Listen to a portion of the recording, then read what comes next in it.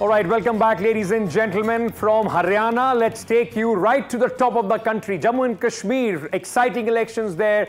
Assembly elections after 10 years. So what is the exit poll? And let's again underline it with the red and italics in bold. This is not what NDTV does. This is poll of polls of various pollsters, which suggests at this moment that there is a clear advantage as far as the Congress and National Conference is concerned in the state of Jammu and Kashmir, where most of the polls giving them between 35 to 45. The maximum is India Today see voter 40 to 48. Remember, a 90-member assembly, 46 is the majority mark. So if you take the mean of all these numbers, the Congress and the NCP may just fall short of the majority, but could still, in fact, in the running. The maximum is People's Pulse taking it up to 50 as well. Now, what is the average? 41 to the Congress and the NC, 7 to the PDP, 15 others. But look at this number. The BJP is at 27. Does the BJP with these numbers still have a shot with others and possibly, few other political parties in the play? But at least if these numbers hold true, there is no clear verdict from the people of Jammu and Kashmir, where both the Jammu region and the Kashmir region vote absolutely differently. There are two different elections that you would see if you go to Jammu and Kashmir Valley, but advantage to the Congress-NC alliance with the BJP at 27. I think the race here is who becomes the party number one in Jammu and Kashmir. Let me very quickly straight away take you to our colleague Nazir Masoodi, who is joining us at this moment. Nazir, advantage to NC Congress alliance, but still short of the majority. Does this open the window of possibilities for the BJP with others and, the permutation combinations being worked out? Well, from ground, when we were actually covering the election, whether it was campaigning or the polling, signs were very, very visible who is winning this election. And it was very clear National Conference Congress alliance was way ahead, regardless of what would be the exit polls. And as we see that, it's clearly advantage the alliance, NC Congress alliance. And as you said, part of the Jammu region, which was Hindu dominated, which clearly on the BJP has been, appears to have won most of the seats. But if you see the Pir Panjal and the Chenab Valley, things are completely different, which are like 16, 17 seats. Things are not as it may appear in what we have seen on the ground. Having said that, this is a very interesting election, number one. If we go by the exit polls, for the first time since 2002 assembly elections, any party would be crossing the number 30 number of seats, because last time we have seen only 28 seats was the threshold for every party. They could not go beyond that. I'm joined by Wahidur Rahman Para, face of the PDP and the youth president of the PDP, who is also contesting himself from Pulwama. It appears that PDP may not be doing so well.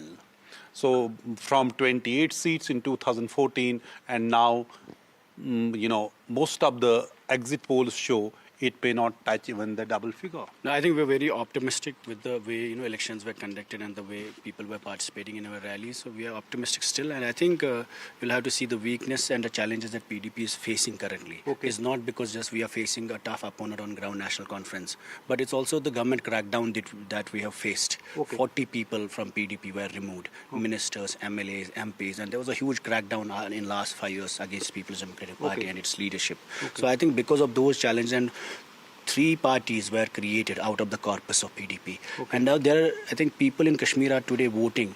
This voting is an act of self-preservation. Okay. This is an act of, saving whatever is left here, and also preserving the core of Kashmir. Because people see in last 5-6 years there have been hybrid parties, leaders. But isn't this interesting? You are the main opponent of the National Conference, and when it appears that the people have voted for the National Conference, you say it is self-preservation. I think because people are insecure that, a mandate is being fractured here. There are a lot of experiments happening here, and simultaneously not just 3 parties were made, lot many new experiments.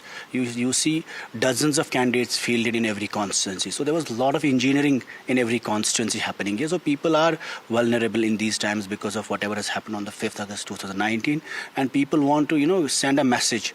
And this is also happening, and about our activities, it's also that we are also facing a government crackdown. Then on ground, the crackdown is from BJP, and on ground the opposition is from National Conference. So it's a very, it's very it's very complex to fight elections in Kashmir, but we're still optimistic the way we have tried. We have given our best despite facing so much worse times in last 5-6 years. Okay, thank you so much. And here, you see the way these exit polls are showing, it's clear because no other party. Or one question. If, BJP would try to, form the government and they will try to reach out to, is there any possibility of any alliance? We are hopeful there, Kashmir mandate is such that the shared interests, regional interests, Kashmir interests will come first paramount for all parties, whether it's Congress, National Conference, PDP. So there are larger interests, which is about also, the rollback of 5th August 2019. So it's a very possibility important. of going with BJP? I think impossible for for a party like us. So you say, but in 2014 you were with them? No, I think that time it was a very different situation, and the agenda of alliance was very big. Now that you experimented a lot. But you can go with the Congress NC alliance? Because there are shared interests, and our interests are rolled back. Whenever the party puts such agenda in, Congress has a mutual ground, or like National Conference has a mutual ground. So big thing, even before the voting counting has started, PDP is saying they will prefer to go with the NC Congress alliance because there's a mutual interest, there's a shared interest, shared vision. Not with the BJP, they are saying now that's out of question at these times. So clearly, Nazir, we can understand how the things are That's a going big to message that shape is coming in this. repeatedly from the PDP, that when it comes to a potential post-poll alliance, they are open to giving or extending that support to the NC Congress alliance, not to the BJP. BJP is a big no. But the question is, Nazir, thank you so much for joining us. Let me introduce the guests and then bring in Neerja, Akhilesh, Sanjay Kumar, Asha Khosa, Advocate Aditya Gupta and Shahzad Poonawala continue to be with us. But the question really here is that if the BJP, if these numbers actually hold, it could very well be the single largest party, because the National Conference Congress are in that range, but the BJP is clearly, they are around 28 to 30, Neerja Chaudhary, which means that if they reach that number, and as leaders have been suggesting to us, that if they actually become the single largest party, then they will do everything possible to form the government. That, of course, several people, insiders have said, if we become single largest party, we will definitely form the government. That those were the words. Now, single largest party means overtaking the NC, becoming larger than the NC. Because otherwise, will the governor give credence to the alliance? Or will he insist only on a party? I think this is a pre-poll alliance of the NC and Congress. It will be very difficult to ignore them. Now, I mean, it's a nail-biting finish if the exit polls are to be believed. But certainly, the independents seem to have, because remember, 6 weeks ago, people were saying it was an NC Congress sweep. And these were people within the BJP who were conceding that.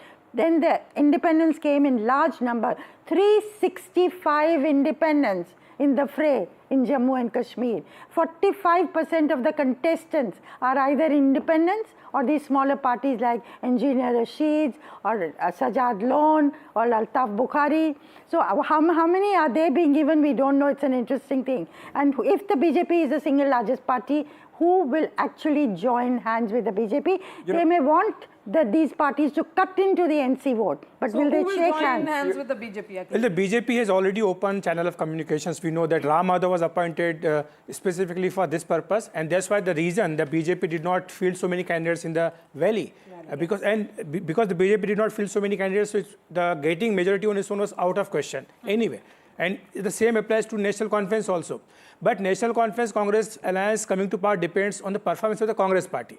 Because as far as the NC is concerned, the BJP insiders say that the NC is not doing that bad, which it did in the previous assembly election. So NC will be doing better. For example, Umar Abdullah is contesting from 2 seats, and assessment is that he will win from both the seats. So this is the way he is getting support in the valley. But the Congress party, and he was disappointed with the performance of the Congress party. That's why he was saying that Congress should focus more on the Jammu region, and that's why if they do it, then the alliance can come to the power. But as far as the BJP is concerned, it's already in touch with so many independents and smaller parties. And also we've been told that if the BJP emerges as the single largest party, as Neerja ji is mentioning, then party will of course try to form the government in Jammu and Kashmir. And there's another factor of five nominated members of the assembly. They also have voting rights, so they will also be able to, add to the numbers of the BJP. And apart from that, BJP is also saying that if it emerges as the single largest party, then there may be a split in some smaller parties also. But Shehzad, let me take this to you, because what Akhilesh ji is saying that the performance of the Congress parties possibly will define who forms the government. But the fact is the Congress was in a much tougher battle in Jammu than the NC versus BJP, which has not fielded many direct contests as far as the valley is concerned. But Shehzad, what is that number where the BJP would feel that they have a chance to form the government in Jammu and Kashmir? Because if you go by the poll of polls, at least at this moment, BJP is poised at 27, the Congress NC at 41, PDP at 7. PDP already, even before the Congress and NC could ask, is ready to support them. Is there a comfortable number that the BJP has it in mind that if this happens, we'll go for the kill? Well, I think that rather than look at it this way, look at it from the perspective of the fact that the BJP is emerging, by all accounts, as the single largest party in Jammu Kashmir, something that would have been unheard of last 10 years ago or 15 years ago. And therefore, I think if you see the morality of the mandate, you have NC and Congress that played every trick in the book, including pulling out the 370 card, which, by the way, can't come back even if they happen to win seats or win elections, etc. Even then, they are not being accepted in the valley, which is their dominant place, means it is a moral rejection of NC Congress as an alliance. And whereas it is a moral acceptance of the BJP or whatever the BJP has offered over the last 10 years. And therefore, I think that more than the numbers. No, but how, Shehzad? Because you are saying that they have not been accepted in the valley. The same argument could be for the BJP, that despite 10 years of doing what you wanted to do, valley is not accepting you. Your numbers seem to be largely being driven from the Jammu region. You are dominating Jammu. You are not specifically there in Kashmir. For NC, by all accounts, they are also about 28 to 30 in the valley region. No. No party is a party that is pan-Jammu Kashmir in the current configuration. The Congress does not have any seats to speak of in Jammu, even though they fought so many seats there. The National Conference has no seats, much seats in Jammu. And we may have our weaknesses in Kashmir, I accept it, I admit it. But even after this conflict, so no party is a pan-Jammu Kashmir party. Let's first accept that.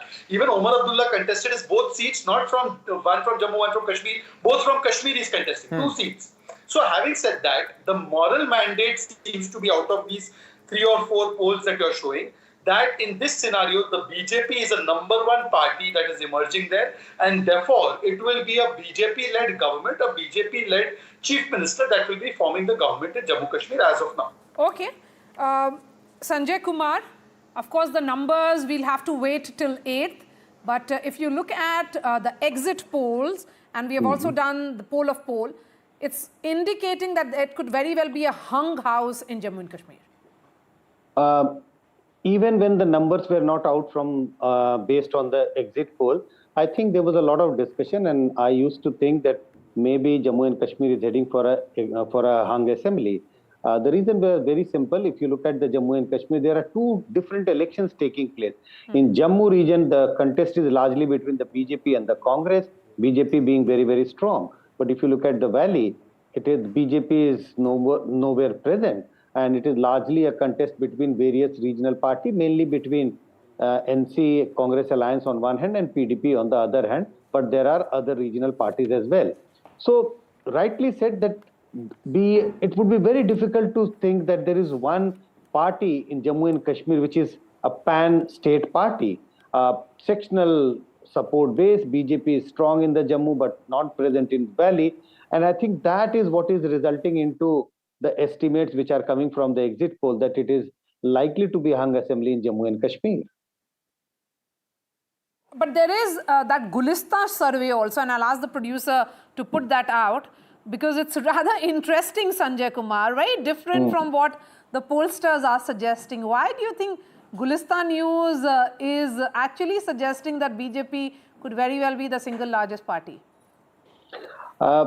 This is whenever there's an election season, as like, the winter season or the spring seasons, some new flowers bloom.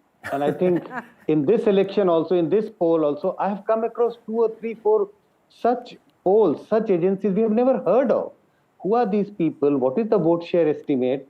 So I don't know who is this Gulistan News, who is this GIST poll. There are several of that kind we have never heard of. What is the vote share estimate? I think it is important to do a research on these polls itself. Yeah, absolutely. I think, Sanjay, some of them, like you are saying, are just putting this outlier kind of a situation. If it happens, that it's a overnight boom. If it doesn't happen, then who cares? Nobody heard before about these players before, in fact, these elections. But very quickly, Asha Kosha, I just want to come to you at this moment. What sense do you make of these numbers that are coming through, at least, for the discussion's sake? We have these numbers of exit polls. Advantage to Congress NC alliance, but not a clear mandate. Is that the sense you also get by being on the ground and, of course, seeing the entire process? Well, actually, the exit poll is not very off the mark from what we perceived was happening on the ground. Say in Jammu and Kashmir region, NC was a dominant force because there was no challenger to NC. I mean, PDP was already out. Much of it had lost a lot of its sheen support for various reasons. NC was reviving itself. It had kept itself afloat, and there was no serious challenger. BJP did not. I think they contested only 19 seats. If somebody can correct me if I'm wrong in numbers. BJP was never a challenger in Kashmir. So BJP was out of that race already. So what BJP is projected to be getting is quite good by their own calculations. But to me, there is one worry. I mean, I as a resident of J&K and also a person who has seen elections, if these numbers are correct or if the result come along these lines, there's a clear communal divide. In Jammu region, some people, as Nazir also suggested, that there are constituencies with Hindu majority. They seem to have gone for BJP, and in Jammu, the others have gone against BJP. So if that is on communal basis, that is very worrying fact. But BJP is, whatever BJP has done, projected numbers are quite good. I think it is as per their estimate. But they never estimated more than 10 years, 30 or something. That has been the nature, hasn't it? I mean, last time also the BJP got about 20, Sharad, I'm just coming to you. But if I'm not mistaken, about 23 to 24 seats in Jammu region. Right. And at that point of time, the number of seats were also 38. It was less seats than what it has happened now. So I think that phenomena has been playing out at least after the 1990s. But Advocate Aditya Gupta, he's the state vice president of the youth PDP. Should this send alarm bells ringing for the PDP in 10 years from being the single largest party? Now PDP seems to be reduced to a party which is largely of southern Kashmir, few seats here and there, which is now, even before the invitation could go, is ready to give support to the National Conference and Congress alliance. See, as far as the ultimate number is concerned, that we'll see on 8th. But giving the due respect to the people who have done the research and have come to this number, I have a caveat as far as BJP's number is concerned, because what you have to ultimately see on 8th is 2 regions in Jammu, Pir Panjal area and the Chenab Valley. They have been given seats in these areas, but I would really like whoever has done the analysis should name those 25 seats where they believe that BJP is actually winning, or for that matter, Gulistan going to 30. As far as we are concerned, we have been subjected to a target for last 6 years. 3 parties have been created out of us. So with those things, we have fought the election, not only this one, but the parliament election also. And we fought with the best of our abilities. And as far as the numbers that we are predicting are much higher than the one which has come up. We cannot completely say that we are subjected only to a particular region. As a matter of fact, we have fought well in the complete valley as well as in Jammu division. Okay, Shehzad, you wanted to come in, please. First of all, with I'm not trying to justify anything for anybody, but Gulistan is a fairly well-known media outlet in Jammu Kashmir.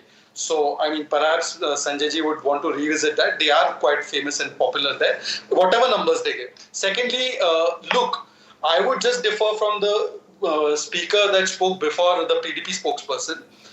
Jammu as a region has now started voting on issues of roti, kapda, makan, bijli, sadak, pani, unemployment, employment, or the regular, normal, nationalized issues. Whereas in Kashmir, we saw all the parties, somebody was chanting Jai Nasrallah, somebody was saying 370 le aenge. So I would say that it was the parties of the valley that even after 370 has been consigned to the Kabar, they are still trying to polarize and communalize the entire electoral issues of Kashmir, thereby not allowing the Kashmiri to averagely vote on issues of mere ghar ki sadak kaun banayega, mera hospital kaun banayega, whereas the people of Jammu have now graduated. If it was only a 370 issue, Maria, you would have seen that it would have been 43 out of 40. But Shehzad, So it is to reduce it as a communal issue is wrong. Jammu is interestingly, voting more on ground, nationalized issues. because I was there in Srinagar. One sense is clear, that sense of aspiration, the regular bread and butter issue of roti, kapda, makan, sadak, and you know, the aspiration of the youth in particular, because the 70%, just look at that huge demographic. 70% of Jammu and Kashmir is under the age of 30. So they were talking about jobs. Yet Maria, tell me one party of the valley which set these issues as their main issues. No, but PDP was saying Nasrallah. No. Absolutely wrong. He is lying and from his cheek. Just a second. Lying. Absolutely lying. With due respect, the question then would be last 10 years. Shehzad, just listen to me. Last 10 years, there has been by de facto rule of the central government, and all these issues that you are talking about, roti, kapda, makan, along with employment and everything, the BJP says has been given to the people of Jammu and Kashmir, especially the valley. That seems to be, at least these numbers would suggest, has not worked with the people. One line. First of all, when you have Congress, which is a mainstream national party, going to Jammu Kashmir and saying outsider, insider, then you know that they are pandering to the worst kind of rhetoric in Kashmir. And we all know what outsider means in Kashmir. It does not just mean somebody who's not who's from UP Bihar. It means the entire binary of kafir, non-kafir. Secondly, let me complete. I would say that the Congress NC, after using all this poisonous rhetoric, after they don't get the halfway mark, it means that it is an endorsement for governor rule, but not for them. Okay, but it also means that people of Valley are against what is being seen as dynastic politics, which one of the narratives that was said by the BJP. Or should we look at it the other way, Neerja Chaudhary, that if these numbers actually hold, then it actually means that there is return to all those traditional ideas? Look, the family rule, family politics, whether it's of the Abdullahs or the Muftis in the valley, or it is Hudas, or Bhajan Lal's, progeny, or Bansi Lal's progeny in Haryana, it is there, it is entrenched, it has not gone away, and this election seems to be pointing in that direction. It is the people's choice. Like it or not, you and I may not like it. Yes. But that's the way people are voting. Yes, but the good news is that there is celebration of democracy and the electoral process. Absolutely. In both states, that is a marvelous part of Absolutely. And so we'll be looking at the Jammu and Kashmir election is a complex election. I mean, both the regions vote as if they're two different states voting on absolutely different issues. A party which has the support in the valley on the same issues cannot go and ask for votes in Jammu. What is most satisfying for me, because I visited both Jammu Kashmir and Haryana, is the thing that the emotive issues have taken a backseat. For example, in Jammu and Kashmir, nobody talked about revival of Article 370 when I spoke to the common people. Nobody talked about the statehood. When I asked them, then they replied to it. But for them, the primary issue was employment, development, construction of roads, Reservation. All these were the issues. Same goes in Haryana also. In Haryana, people are talking about employment, about inflation, about issues like Pahalwan, Jawan, Kisan, all these issues were there. So nobody's talking about the emotive issues. This is the best thing about the democracy. Absolutely. Except for the political parties of Kashmir. I have a different Yes, observation. yes, Sanjay ji, go ahead. I have one point, please. Sanjay Kumar. I have a different observation. Yes, on Article 370, very few people were saying that that should be restored. But on statehood, a very large number of people want statehood to be restored. Yeah. I would completely disagree with what Akhilesh is saying. Very large number of people want statehood to be restored. All right. It seems that that has robbed them. This of was the never sense a of question, pride in though, Jammu and because we have Kashmir, already and said that is something statehood is that people, in Yes, fact, all are right. also talking about. I think we are out of time now. Out of time completely. So with that, it's a wrap from Ankit and me. But before that, let's thank all the guests who joined us: Neeja Chaudhary, Akhilesh, Sanjay Kumar, Shehzad Poonawala, Asha Khosla, and of course Aditya Gupta. The big results will be coming on 8th. These are just poll of polls or exit polls. NDTV hasn't done any. We had just put out those numbers to tell you about the big picture or directionally how it looks like as far as the pollsters are concerned. On 8th, right from 7 a.m., this is going to be your election news destination. So do join us. Thank you so much. Good night.